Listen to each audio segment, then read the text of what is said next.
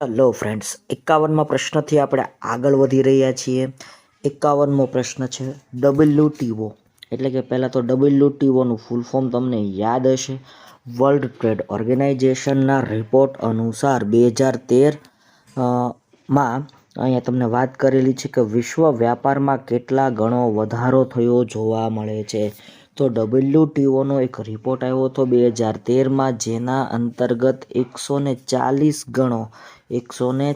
ગણો જેટલો ભાઈ વિશ્વ વ્યાપારમાં વધારો જોવા મળે છે.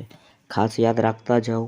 વિદેશ વ્યાપારનું કદ ખાલી જગ્યા નક્કી કરે છે. 52મા પ્રશ્નનો સાચો જવાબ આવે છે ભાઈ આયાત અને નિકાસ.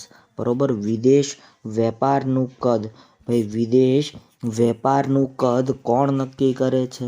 તો વિદેશ વ્યાપારનું કદ છે એ આયાત અને નિકાસ દ્વારા.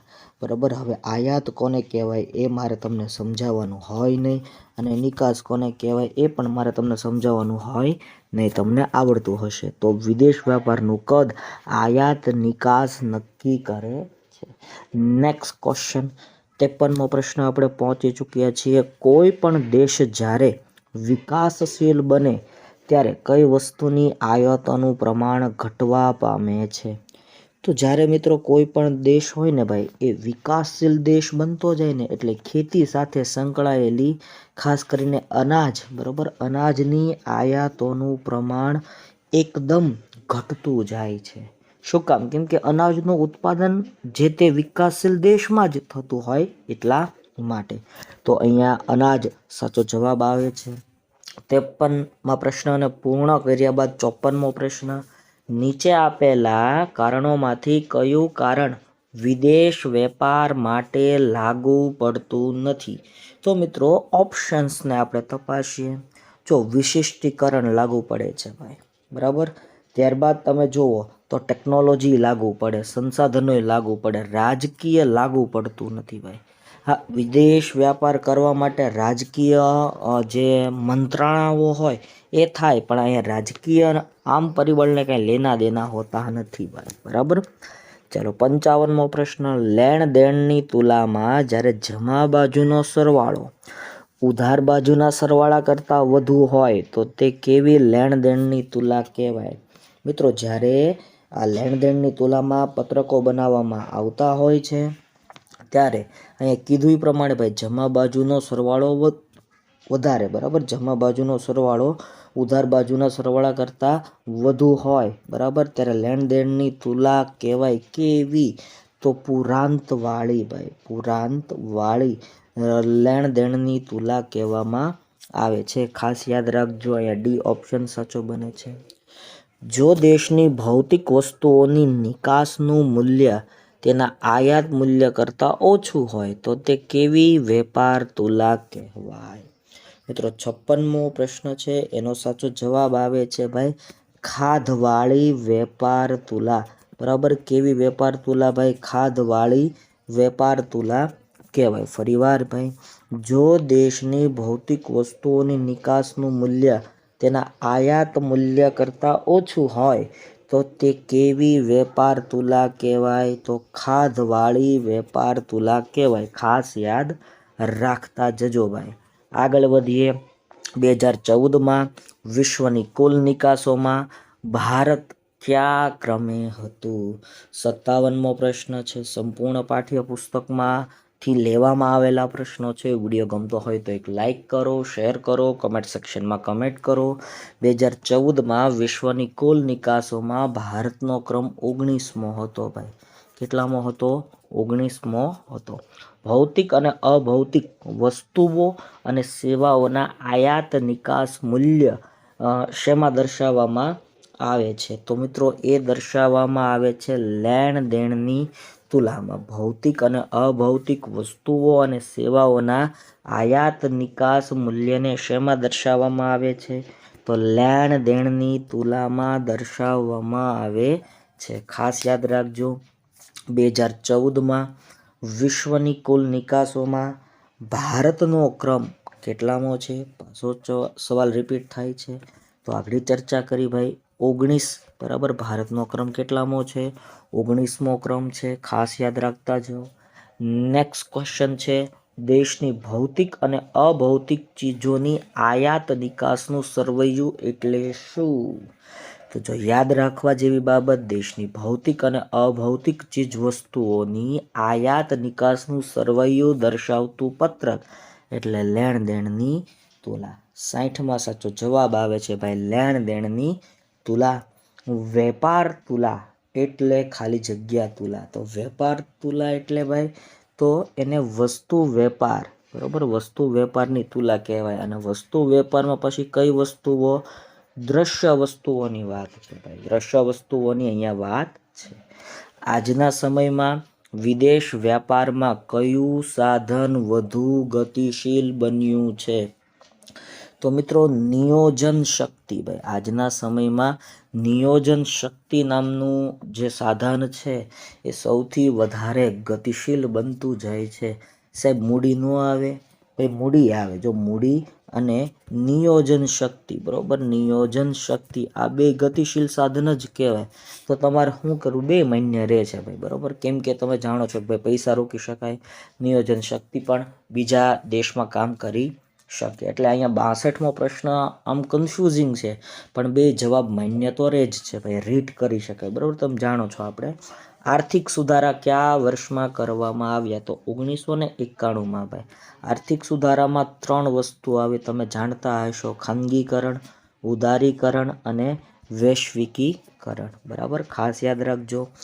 લેણ દેણની તુલામાં કેટલા ખાતા હોય છે? તો લેણ દેણની તુલામાં 2 ખાતા હોય. કેટલા ખાતા હોય ભાઈ? 2 ખાતા હોય, ચાલુ ખાતું અને મૂડી ખાતું. તો બધાય એના વિશે માહિતગાર છો, બરાબર. નેક્સ્ટ ક્વેશ્ચન, નાણાકીય વર્ષ 2014-15માં ભારતની આયાતો અને નિકાસોમાં સૌથી વધુ ટકાવારી હિસ્સો વિશ્વના કયા દેશોનો છે? તો 65માં મિત્રો સાચો જવાબ આવે એશિયા, બરાબર. એશિયા ખંડના જે દેશો છે એ દેશોનો સૌથી વધારે હિસ્સો તમને જોવા મળે છે. ભારતીય આયાત અને નિકાસ સાથે સંકળાયેલી એક વાત છે. વેપાર દ્વારા શું થાય છે? તો 66મો પ્રશ્ન, વેપાર દ્વારા ભાઈ ઉત્પાદનમાં વિવિધતા આવે છે. ઉત્પાદનમાં શું જોવા મળે? વિવિધતા જોવા મળે છે, બરાબર. લેણ દેણની તુલામાં કેટલા પ્રકાર હોય છે? તો લેણ દેણની તુલામાં કેટલા પ્રકાર પડે? 2 પ્રકાર પડે છે ભાઈ, બરાબર. ખાસ યાદ રાખજો ભાઈ, 2 પ્રકાર પડે છે. ભારતની રાષ્ટ્રીય આવકમાં ઉદ્યોગોનો ફાળો વર્ષ 2013-14 મુજબ કેટલો હતો? તો 68માં મિત્રો સાચો જવાબ આવે છે 27%, બરોબર. કેટલા ટકા હતો? 27% હતો. એ પણ એક યાદ રાખજો. ત્યારબાદ આગળ વધીએ. વર્ષ 2011-12માં ઔદ્યોગિક ક્ષેત્રે રોજગારીનું પ્રમાણ કેટલું હતું? તો 69. મિત્રો આમાં સાચો જવાબ આવે છે 24.3% હતું. કેટલું હતું? 24.3%ની આજુબાજુ જોવા મળતું હતું. મોટા પાયાના ઉદ્યોગોમાં કેટલું મૂડી રોકાણ જરૂરી છે? તો મિત્રો 70મો પ્રશ્ન છે, એનો સાચો જવાબ આવે ભાઈ 10 કરોડ કે તેથી વધુ. ભાઈ જો તમારો મોટા પાયાનો ઉદ્યોગ હોય તો એમાં મૂડીરોકાણ કેટલું હશે? 10 કરોડ કે તેથી વધુ. જાહેર ક્ષેત્ર એટલે શું? તો જાહેર ક્ષેત્ર એટલે સરકાર દ્વારા સંચાલિત ક્ષેત્ર. સરકાર દ્વારા સંચાલિત ક્ષેત્ર. વિશિષ્ટ આર્થિક વિસ્તારનો અમલ ભારતમાં ક્યારે થયો? તો 72માં પ્રશ્નમાં સાચો જવાબ આવે છે ભાઈ 2000ની સાલવારી. જો પાઠ્યપુસ્તકમાં 2000ની સાલવારી આપી, આપણે એને માન્ય રાખશું ભાઈ, બરોબર. ટચુકડા ઉદ્યોગો, નાના ઉદ્યોગો નહીં પણ ટચુકડા ઉદ્યોગોની વાત છે. એટલે ટચુકડા ઉદ્યોગો માટે મૂડીરોકાણની મર્યાદા કેટલી છે? તો 73માં મિત્રો સાચો જવાબ આવે છે 25 લાખ, બરોબર. કેટલા લાખ ભાઈ? 25 લાખ અહીંયા સાચો જવાબ બને છે. 74મો પ્રશ્ન, મૂડી રોકાણના કદના આધારે ઉદ્યોગોના કેટલા પ્રકાર પાડવામાં આવે છે? તો ઉદ્યોગોના મિત્રો અહીંયા 5 પ્રકાર પાડવામાં આવે છે. કેટલા પ્રકાર ભાઈ? 5 પ્રકાર પાડવામાં આવે છે. ખાસ યાદ રાખજો ભાઈ. નીચેનામાંથી કયો દેશ ખેતી પ્રધાન હોવા છતાં વિકસિત છે? તો મિત્રો તમે જાણો છો આનો જવાબ શું આવે? ન્યૂઝીલેન્ડ આવે છે, બરાબર. ન્યૂઝીલેન્ડ નામનો દેશ ખેતી પ્રધાન દેશ છે, છતાં વિકસિત છે, બરાબર. ચાલો 76 પહોંચી ગયા આપણે, બરાબર. 76મો પ્રશ્ન. 76મો પ્રશ્ન પહોંચી ગયા. કયા એકમોનું સંચાલન સરકાર ખાનગી ક્ષેત્રની જેમ જ પ્રવર્તમાન કંપની ધારા મુજબ કરે છે? તો મિત્રો આનો સાચો જવાબ આવે છે સંયુક્ત મૂડી કંપનીઓ. સંયુક્ત મૂડી કંપનીઓની વાત છે. Oil and natural gas corporation નીચેનામાંથી કોનું ઉદાહરણ છે? તો મિત્રો 77મો પ્રશ્ન છે, એમાં સાચો જવાબ આવે છે ભાઈ સંયુક્ત મૂડી કંપનીઓ. સંયુક્ત મૂડી કંપનીઓ ભાઈ. Oil and natural gas corporation નીચેનામાંથી કોનું ઉદાહરણ છે? તો સંયુક્ત મૂડી કંપનીઓનું ઉદાહરણ છે. એવી વસ્તુઓ કે જેનું ઉત્પાદન થયું છે પરંતુ ઉત્પાદનનો વધુ એક તબક્કો બાકી હોય તેવા પ્રકારની વસ્તુઓના ઉદ્યોગોને શું કહેવાય? 78મો પ્રશ્ન સમજવા લાયક ભાઈ, બરોબર. જે એવી વસ્તુઓ કે જેનું ઉત્પાદન થઈ ગયું છે પરંતુ ઉત્પાદનનો વધુ એક તબક્કો બાકી હોય તેવા પ્રકારની વસ્તુને ઉદ્યોગને શું કહેવાય? તો એને અર્ધ તૈયાર, બરાબર, અર્ધ તૈયાર વસ્તુના ઉદ્યોગ તરીકે ઓળખવામાં આવે છે. મિત્રો આમાં શું આવે? તો જો પતરા, બરાબર, પતરા આવે, પછી સિમેન્ટ આવે, બરાબર. તો આ બધા ઉદ્યોગોનો સમાવેશ એમાં થાય છે. ફાલતા સ્પેશિયલ ઇકોનોમિક ઝોન ક્યાં આવેલ છે? પશ્ચિમ બંગાળમાં આવેલ છે. ભારતમાં કેટલા વિશિષ્ટ આર્થિક વિસ્તારો સ્થાપવામાં આવ્યા છે? તો હાલમાં જોઈએ ને, હાલમાં 8 કાર્યરત છે અને 18 બનાવવાની વાત છે, બરાબર. નેક્સ્ટ, આર્થિક સત્તાનું વિકેન્દ્રીકરણ કયા પ્રકારના ઉદ્યોગથી શક્ય બને છે? તો મિત્રો 81માં સાચો જવાબ આવે છે નાના ઉદ્યોગોથી જ, બરાબર. આર્થિક સત્તાનું વિકેન્દ્રીકરણ કયા ઉદ્યોગથી શક્ય બને છે? તો નાના ઉદ્યોગોથી જ શક્ય બને છે. નેક્સ્ટ, ભારતીય રેલવેનો સમાવેશ કયા ઉદ્યોગોમાં કરવામાં આવે છે? તો ભારતીય રેલવેનો સમાવેશ આમ તો ખાતાકીય આવે, બરોબર. ખાતાકીય વિભાગ કહેવાય ભાઈ, ખાતાકીય વિભાગ કહેવાય. પણ આ જાહેર ક્ષેત્ર ઓપ્શનમાં છે તો આપણે એને માન્ય રાખીશું. 2013-14માં રાષ્ટ્રીય આવકમાં ઉદ્યોગ ક્ષેત્રનો હિસ્સો કેટલા હતો? તો 83માં મિત્રો સાચો જવાબ આવે છે 27%. કેટલા ટકા ભાઈ? 27% સાચો જવાબ બને છે. ટચુકડા ઉદ્યોગો કેવા પ્રકારની ઉત્પાદન પદ્ધતિ અપનાવે છે? તો ટચુકડા ઉદ્યોગો મિત્રો યાદ રાખજો શ્રમ પ્રધાન, બરાબર. કયા પ્રધાન ભાઈ? શ્રમ પ્રધાન ઉત્પાદન પદ્ધતિને અપનાવે છે. અને શ્રમ પ્રધાન સાચો જવાબ બને છે. વિશિષ્ટ આર્થિક વિસ્તારોનો ઉપયોગ નીચેનામાંથી કયા દેશે કર્યો હતો? તો તમે જાણો છો ભાઈ બધાય, ફિલિપાઇન્સ દેશે કર્યો છે, બરાબર.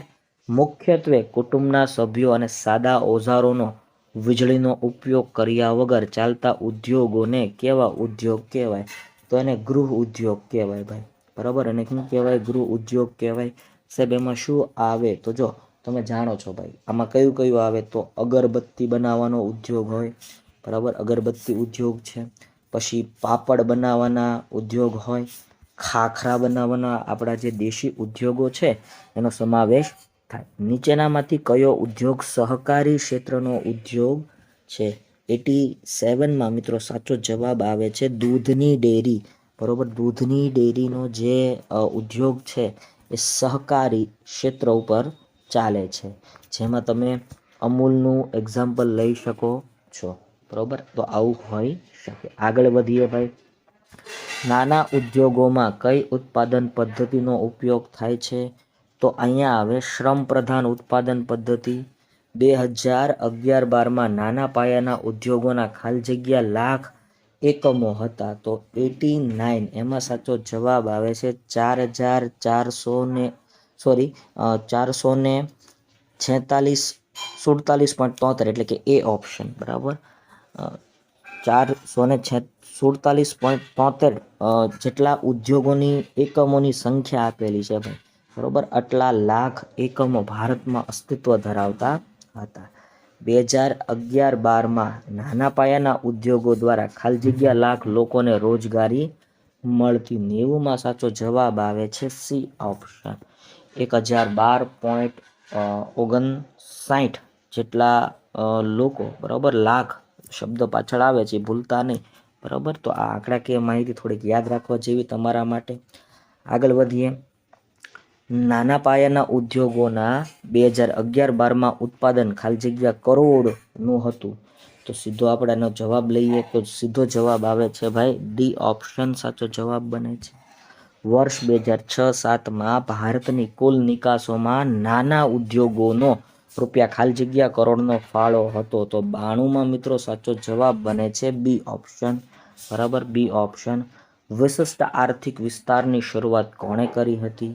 તો વિશિષ્ટ આર્થિક વિસ્તારની શરૂઆત ચાઇના દ્વારા કરવામાં આવી હતી, ચીન ચાંગચુંગ, બરાબર, ખાસ યાદ રાખજો.